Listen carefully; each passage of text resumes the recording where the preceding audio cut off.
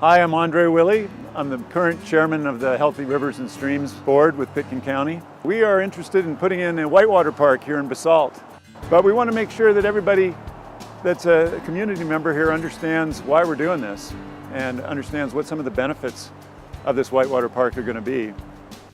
The location for the park is in front of the entrance to Elk Run subdivision. This particular reach of the Roaring Fork is just above the confluence of the Frying Pan. The Frying Pan has relatively stable flows because of releases from Root Eye Reservoir. But this area above that confluence is subject to many senior rights that allow for diversion of water. During the 2002 drought, this particular reach of the river was so impacted you could literally hop across the stones and get from one bank to another without getting your feet wet. An idea of a RISID, or a kayak park, was hit upon as a mechanism to call water downstream to this location to maintain a healthy stream flow. Historically, here in the West, water rights are designed to take water out of the river. That's at cross purposes with keeping your rivers healthy. The advantage of the RISID is to leave water in the river for the river's sake. It's a water right that can call water downstream to the RISID structure for boating and kayaking and also for fishing. It guarantees that there's going to be some peak flows in the Roaring Fork. Peak flows are critical to the ecology of the river because they're flushing flows that clean out all the sediment and mud and the gravel that accumulates.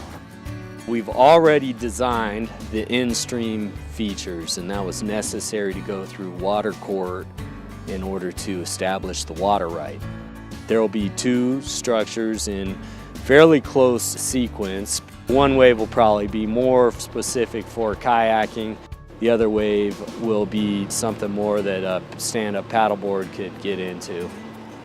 The area where this project is slated to take place is fairly degraded from the bypass bridge and from Two Rivers Road, and this is an opportunity to help do some river restoration in the area.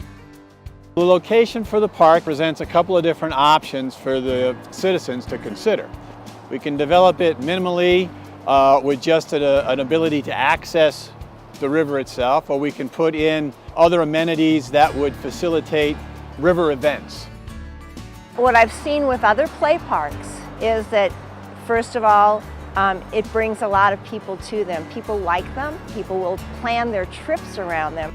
People locally, go down to the Buena Vista, Salida a lot, and the play park in Glenwood Springs a lot. Now they won't have to always go somewhere else. They can come to their local town and go to the play park. Putting a feature here will create a lot of energy around this section of the river and Basalt itself. One of the things that we've learned about river improvements is that they also tend to constitute habitat improvements, and fishing around them tends to be pretty darn good.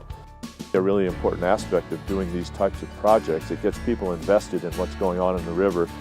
I think that carries over to a larger community of people that want to make sure that the river stays healthy. If we bring water down to this location with the water right, it will benefit the whole reach of river between Independence Pass and Basalt. Basalt at the confluence of the Pan and the Fork, and it's got a lot of potential. You might as well embrace it. Take advantage of the resources that we've got here.